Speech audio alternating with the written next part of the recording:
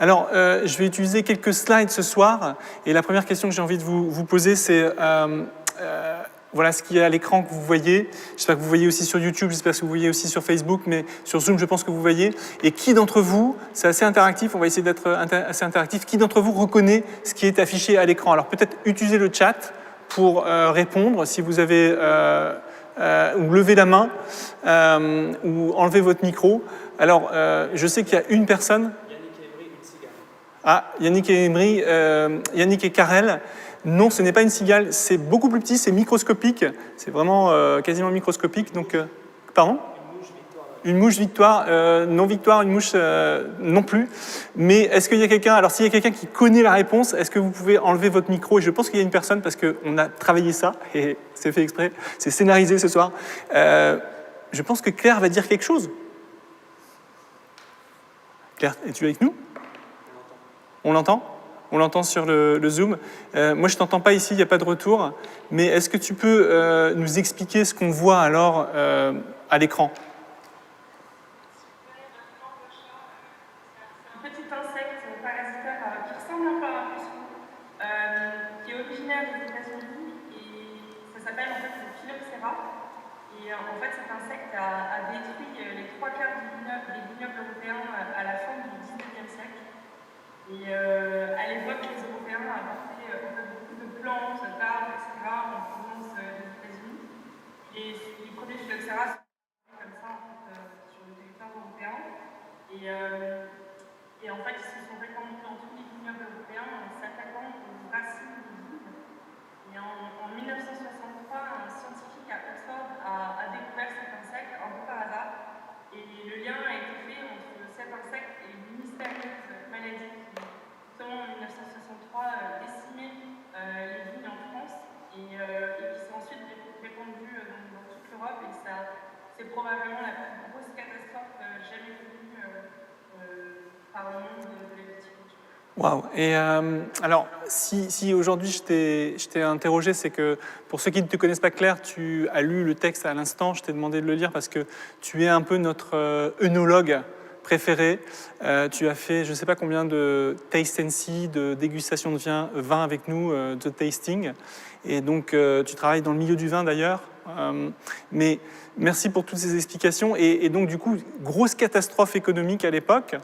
Il aura fallu au moins 30 ans pour combattre cette épidémie sur les vignes françaises, mais aussi européennes. Et quelle solution a-t-il été trouvé à l'époque, si tu veux nous expliquer un petit peu plus? Oui, alors à l'époque, il y avait beaucoup de débats et la communauté viticole n'était pas vraiment d'accord sur le meilleur moyen pour résoudre cette catastrophe. Certains voulaient noyer les racines pour noyer les insectes. Mais en fait, la solution qui s'est imposée dans le temps, parce qu'elle a vraiment fait ses preuves, c'est de greffer les corps de vigne européennes sur des racines de vigne américaines qui, elles, étaient naturellement résistantes au phylloxéra. Et c'est marrant parce que cette solution, par exemple, quand on regarde en Bourgogne, elle a été interdite jusqu'à assez tard parce qu'on pensait que ça allait affecter le goût du vin, alors qu'en fait, pas du tout. Et maintenant, elle est répandue partout. Waouh! Donc, si j'ai bien compris, toutes les vignes, quasiment toutes les vignes en Europe maintenant, elles ont un porte-greffe qui plonge ses racines dans le sol, qui dépasse un tout petit peu, et donc dessus on met des plants de vigne, des greffes qui correspondent à tous les cépages qu'on connaît, comme le chardonnay ou comme le merlot, etc. C'est bien ça alors, du coup, qui a sauvé la production européenne? Exactement, c'est ça qui a permis de sauver la production européenne. Alors, merci Claire infiniment. Je pense que j'ai un slide qui vous montre aussi un petit peu, bon, vous avez compris, donc il y a un porte-greffe, mais j'aime beaucoup cette photo qui est le slide suivant, qui montre vraiment bien comment est-ce qu'il y a un greffon qui s'attache au pied de vigne. Et c'est une photo qui d'ailleurs j'ai récupérée auprès d'amis chrétiens il y a une quinzaine d'années maintenant, mais que j'aime beaucoup, qui représente pour moi ce texte de Jean 15 que nous venons de lire. Et pour la petite histoire aussi, on a ce tableau de Vincent van Gogh que vous pouvez voir aussi sur l'écran, qui s'appelle la vigne rouge et qui justement a été peint en 1888. Donc l'épidémie a eu lieu entre 1860 et 1890. Et justement, à Arles, il a peint ce tableau. Et normalement, lors des récoltes, les pieds de vigne et les feuilles des vignes sont encore tout à fait vertes. Il n'y a pas de problème là-dessus, normalement, en temps normal. Mais quand il a peint ça, il était vraiment, justement, il voyait ces couleurs orangées, ces couleurs rouges, qui correspondaient au fait que déjà, la sève n'arrivait plus à monter depuis les racines et que les feuilles étaient en train de dépérir. Alors, voilà un petit peu pour le début de ce message. Et la sève, évidemment, pour la vigne, c'est ce qui représente la vie, c'est ce qui ramène l'eau, les nutriments. Et évidemment, sans cette sève, sans ces nutriments, eh bien, la vigne dépérit et elle ne peut plus porter du fruit. Un virus, un parasite, ça a évidemment des conséquences dramatiques sur la vie d'une plante, mais aussi sur la vie d'un être humain. Et c'est un peu incroyable parce qu'un virus ou un parasite, il se nourrit de ce qui lui donne la vie, le colonise, mais finalement le détruit. Et beaucoup d'entre nous, évidemment, certains d'entre nous même ont eu affaire dans leur famille, dans leur corps, à ce virus du coronavirus. Et beaucoup d'entre nous, par contre, aussi se demandent, sentent que leur vie est comme asséchée en ce moment. Et comme peut-être notre fécondité, elle est peut-être impactée. On sent qu'on ne peut pas faire tout ce qu'on voudrait faire, et c'est comme si quelque chose s'assèche. Et voilà, dans ce que Claire nous a expliqué, la solution a été trouvée en trouvant des hybrides, en trouvant un porte-greffe qui était résistant, complètement résistant au phylloxéra. Et voilà, la production française a pu redémarrer. Jésus, dans le texte, il dit « Je suis la vraie vigne. Mon Père est le vigneron, et vous êtes les sarments, vous êtes les branches. » Et ce passage qu'on a lu, dans Jean 15, que Claire a lu, il se situe dans ce discours du dernier repas de Jésus, juste avant son arrestation, juste avant son semblant de procès, ou son procès, juste avant ses tortures, juste avant sa condamnation, juste avant sa mise à mort à la croix, bref, juste avant ce qu'on appelle la passion de Jésus. Et si Jésus dit qu'il est lui-même le vrai cep, c'est qu'il y a des vignes moins bien portantes, ou même des vignes mauvaises. Et la Bible nous explique aussi, à travers toute la Bible, on peut découvrir ça, que dans le cœur de l'être humain, dans l'humanité, dans le cosmos, même dans l'univers entier, dans la nature, il y a un virus plus profond qui nous touche tous et qui mène à la mort. Et ce virus mortel, je vais l'appeler le grand phylloxéra, mais c'est lié à la chute et c'est le péché. Paul écrit à peu près vers l'an 60 aux chrétiens de la ville de Rome, la Rome impériale de l'époque, le salaire du péché, c'est la mort. C'est-à-dire la conséquence du péché, c'est la mort. Et en réalité, l'espèce humaine, elle meurt. Nous mourrons tous à cause de ce péché qui est en nous. Nous vieillissons, nous dépérissons, même nos voies sanguines, parfois, elles se bloquent. Et il y a bien un parasite spirituel qui parasite notre vie et psychologique et corporelle. Mais Paul continue et il dit « Le don gratuit de Dieu, le don de grâce, c'est la vie éternelle en Jésus-Christ. » Le péché, c'est le grand phylloxéra, ce virus qui veut détruire l'humanité et tout ce que nous construisons. Mais Dieu n'a de cesse que de nous inviter à nous greffer à la vraie vigne, à nous greffer à la vraie vie, pour nous sauver, pour nous donner la vie, bénéficier de cette vie éternelle, cette vie en abondance. Une vie éternelle est évidemment pas seulement après que celle-ci se termine, mais une vie qui commence d'ores et déjà maintenant. Une vie qui n'est plus terne, qui n'est plus noir et blanc, mais une vie en haute définition, en couleur. Tous ceux qui rencontrent le Seigneur Jésus-Christ, qui sont greffés à la vraie vigne, peuvent vous témoigner de changements radicaux dans leur vie. C'est ce qu'on appelle la conversion, c'est ce qu'on appelle cette rencontre admirable. Et Dieu nous invite, vous et moi, toi et moi, à nous connecter, à nous greffer à la vraie vigne. Et donc, à recevoir cette sève, à partager cette sève ensuite. Et ensuite à grandir et à porter du fruit, et du fruit en abondance. Dans le texte, c'est le même terme qui est utilisé en Jean 10, en grec, à l'abondance, un fruit en abondance, la vie en abondance. Et donc la vie, c'est un thème majeur qui traverse toute la Bible d'ailleurs, mais aussi l'évangile de Jean. Parce que vous savez, la dichotomie dans la foi chrétienne, le vrai enjeu dans la foi chrétienne, c'est la vie et la mort. Ce n'est pas la morale, finalement, c'est un dérivé quelque part, c'est secondaire. Ce n'est pas ce qu'il faut faire ci, il ne faut pas faire ça, c'est pas bien. Non, le vrai enjeu, c'est la vie et la mort. Le salaire du péché, c'est la mort. Mais le don gratuit de Dieu, c'est la vie éternelle en Jésus-Christ. Et donc, l'évangile de Jean, il est rempli de ça. Dès le chapitre 1, ce qu'on appelle le prologue, on lit en lui, en Jésus, était la vie. Et dans notre série des « Je suis », une vie centrée sur Jésus, finalement, la vie a été au centre, je dirais même, de ces 7 « Je suis ». Je suis le pain de vie. Je suis la lumière du monde. La vie biologique a besoin de lumière, a besoin de soleil, photosynthèse. Nous, on a besoin de vitamine D. Il paraît que c'est bon pour le coronavirus, d'ailleurs. Mais bon. Je suis le chemin, la vérité et la vie. La semaine dernière, H nous a prêché là-dessus. Je suis la résurrection et la vie. Je suis le bon berger. Je suis la porte. Et dans ce passage, Jésus, en Jean 10, je viens de le citer, il dit « Je suis venu donner la vie et la vie en abondance ». Et finalement, tous ces « je suis » parlent de cette vie.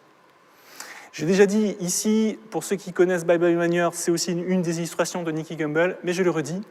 En grec, il y a 2 façons, peut-être même plus, mais j'en connais 2 pour dire « vie ». Il y a le bios qui a donné notre mot biologique, par exemple, la vie naturelle, et il y a Zoé qui a donné la petite voiture Renault, mais pas seulement, la voiture électrique, je pense, c'est bon pour le bios, pour les émissions à effet de serre, mais Zoé, c'est la vie abondante, c'est la vitalité et qui revient de Dieu. Et dans l'évangile de Jean, c'est Zoé qui est utilisée en grec. Et donc on voit que c'est intéressant parce que Jésus prend cette illustration du biologique, une vigne, pour parler de la vitalité Zoé. Encore, on peut penser à Jean 3,16, car Dieu a tant aimé le monde qu'il a donné son Fils unique afin que quiconque croit en lui ne périsse point, mais ait la vie éternelle. Jean 7, des fleuves d'eau vive sortiront de son sein. Jésus qui parle à la fin de cette fête juive au temple. Sans cesse, Jésus parle de la vie. Et c'est ça l'enjeu. Et cette vie qui coule dans la vigne, qui veut nous irriguer, c'est finalement l'Esprit Saint. C'est finalement la parole de Dieu. C'est finalement l'amour de Dieu. Alors comment elle est accessible, cette vie ? Eh bien, elle est accessible par le sacrifice de Jésus à la croix. En mourant à la croix, Jésus a donné sa vie pour nous donner la vie. Jésus a permis qu'on puisse être greffé à la vraie vigne en donnant sa vie.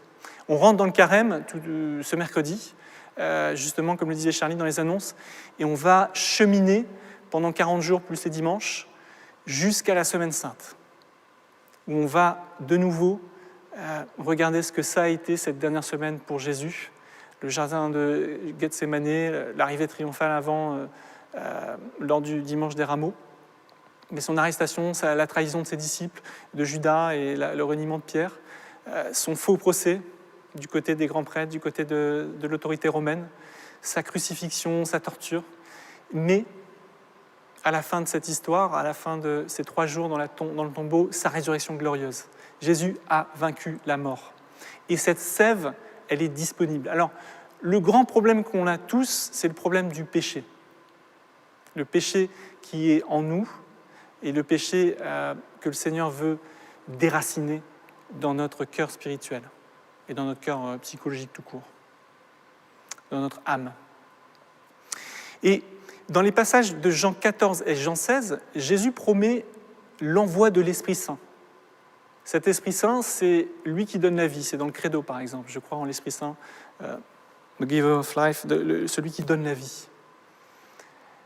L'Esprit Saint, c'est aussi celui qui déverse l'amour de Dieu dans notre cœur. Romains 5,5, Paul. Et voici ce que Claire a lu tout à l'heure. Voici mon commandement, aimez-vous les uns les autres comme je vous ai aimés. Si quelqu'un donne sa vie pour ses amis, c'est la plus grande preuve d'amour. Jésus l'a redit déjà en Jean 10, quand on regardait « Je suis le bon berger ». Le bon berger donne sa vie pour ses amis. Tous ces « je suis », ils sont connectés. Ce n'est pas une série qui est déconnectée. La semaine prochaine, on va regarder avec Charlie un autre « je suis » où il n'y a pas d'attribut, mais qui sera une synthèse de tout ce qu'on a vu aussi. Alors, aujourd'hui, si tu n'es pas encore greffé à Jésus, si tu cherches un sens à ta vie, si tu cherches la vie et la vie en abondance, viens à lui. Reçois sa sève, reçois sa vie, reçois son esprit reçois son amour, reçois son pardon, il enlèvera ta honte, il te restaurera, il enlèvera ta culpabilité.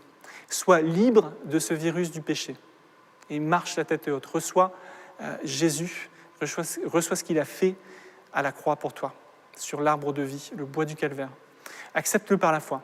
Et si aujourd'hui tu es déjà attaché et connecté à Jésus, mais peut-être fatigué, peut-être découragé, peut-être honteux, peut-être blessé, peut-être lassé, laisse le père, laisse le vigneron, le jardinier t'émonder, t'élaguer, te tailler pour être de nouveau peut-être regreffé sur la vraie vigne. Reçois tout à nouveau l'Esprit Saint, l'amour de Dieu.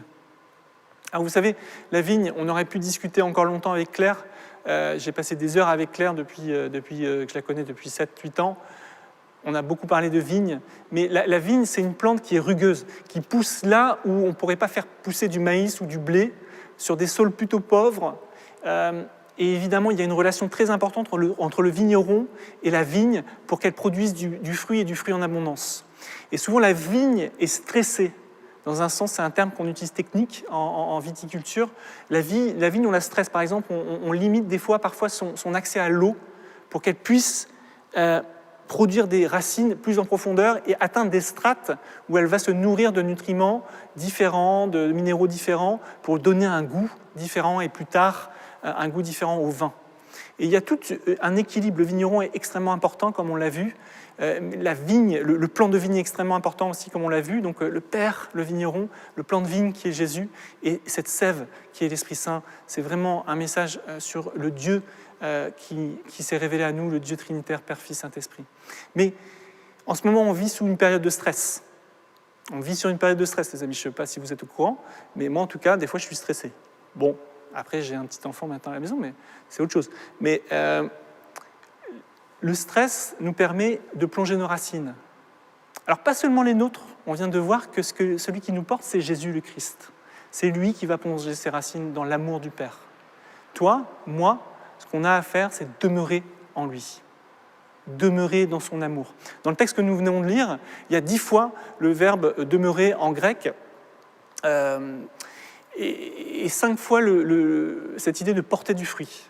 Donc 2 fois plus cette idée de rester auprès du Seigneur, de contempler le Seigneur, d'être dans sa présence, peut-être utiliser le verbe « être » plutôt que le « faire ». Produire le fruit viendra après. Je voulais partager juste, et c'est pour conclure, un autre thème qui est celui finalement de la présence de Jésus avec nous. Jésus et ses disciples sont passés plein de fois devant le temple, ils sont même rentrés dans le temple, c'était des juifs pieux, ils allaient adorer au temple.